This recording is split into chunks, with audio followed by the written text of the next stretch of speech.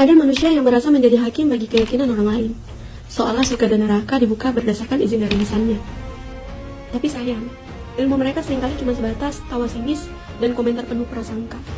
Mereka lupa, manusia berhijrah bukan untuk menghibur orang kafir, tapi untuk tunduk kepada Tuhan yang Maha Tahu niat dan luka.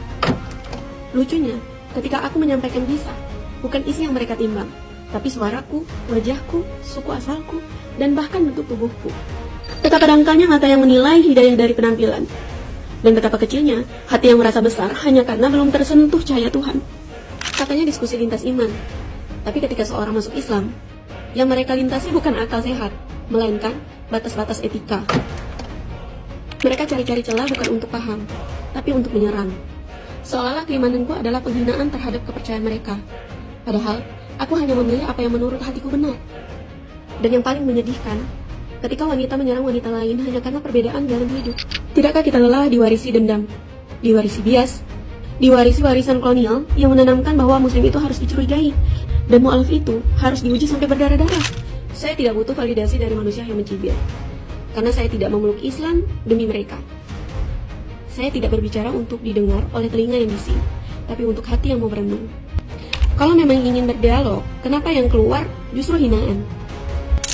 Tapi tidak apa, karena setiap kali mereka fitnah, Allah memberi saya kesempatan untuk naik derajat. Setiap kali mereka merendahkan, saya belajar. Saya belajar meninggikan akhlak. Dan setiap sinis mereka hanya menambah keyakinan saya bahwa saya berada di jalan yang tidak semua orang berani tapaki. Silahkan tertawakan proses saya, tapi jangan kaget jika kelak mereka harus meminta maaf kepada Tuhan karena telah mencela hamba yang sedang kembali pulang kepadanya. Dalam diskusi lintas iman, bukan hanya argumen yang diuji, tapi juga akhlak.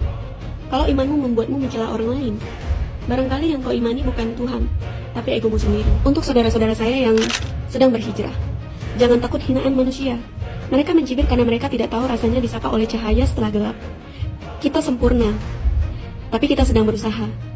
Dan itu lebih mulia daripada mereka yang merasa suci tapi sibuk mencela. Karena di dalam sejarah para nabi pun dihina. Maka jika engkau dihina karena imanmu, anggap saja itu tanda bahwa kau sedang berjalan di jalan yang benar.